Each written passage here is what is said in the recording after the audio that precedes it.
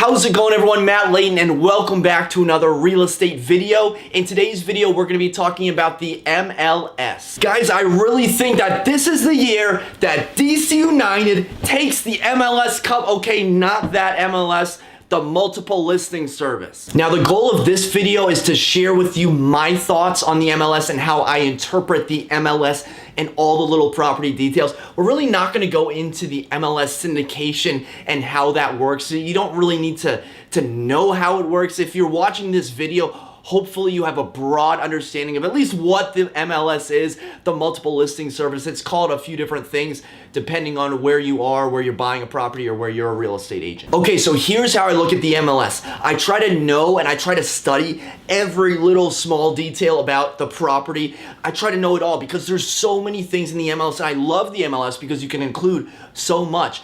And then when it's time to actually write the contract, I forget about all of it. It does not matter because the MLS details do not matter when you are writing an offer. The only thing that matters when you're writing that offer is what's in that contract. So does that make sense? You're not writing an offer based on like the 400 characters in the MLS description. You're writing your offer, you're writing your contract based on the tax record and the physical property itself. So you have the property, the physical entity, then you have a tax record attached to that property. And tax records, they're fairly accurate. Sometimes they might get a bedroom wrong or the square feet might be wrong, but for the most part, tax records are usually accurate. And then you have those two things. And then up here in the clouds, you have the MLS description written by an agent or written by an owner about the physical property and about the tax record. And in the MLS, it will even say information believed to be accurate, however, should not be relied upon without verification. So guys, that's the MLS saying, hey, look, we're gonna do everything we can to have this accurate information, but at the end of the day, we just don't know. I do think it's important to know that pretty much all agents and owners will do pretty much everything that they can to make sure that accurate information is indeed included in the MLS. I'm also pretty optimistic, pretty positive. I love life, guys, so maybe I'm just naive in that fact. But yeah, I think people are trying to do good and trying to do well and not trying to blatantly lie.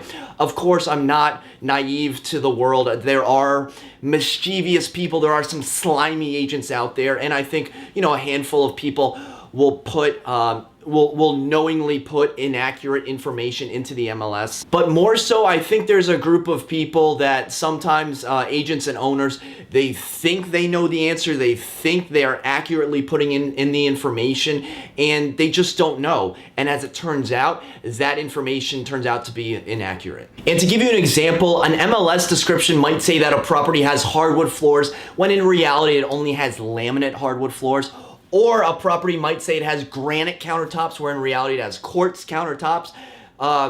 You actually might prefer the quartz countertops over the granite, but you get what I'm saying. The MLS description might not 100% line up with the property itself. That's why my attitude is to know the MLS details, but when we're writing up the contract, just know that that contract is the only thing that actually matters. So if you're a buyer and you ask me, hey, does this convey, or hey, are we gonna get fill in the blank? My first response, my first question is gonna be like, well, Mr. Buyer, Mrs. Buyer, what does it say in the contract? Now, of course, you can't just go blatantly lying and falsely advertising in the MLS.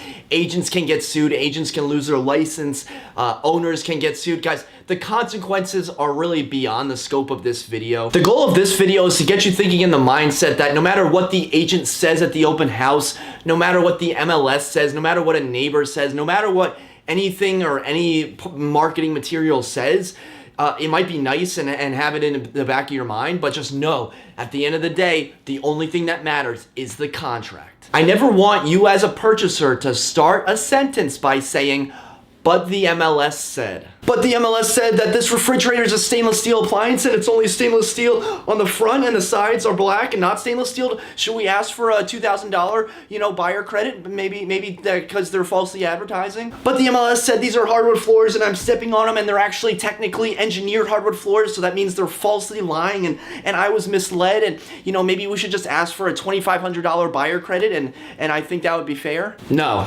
Doesn't work that way. Pay attention to the MLS details, take a look at the tax record, but at the end of the day, just know that the only document that matters, the only document that you're signing, remember guys, you're not signing the MLS, the only document that matters is the contract that is signed by the buyer and the seller. The contract is the only thing that matters. All right, guys, hope you found this video helpful. Be sure to hit the thumbs up button if you learned something, and I'll catch you in the next video. Until next time, create a productive day.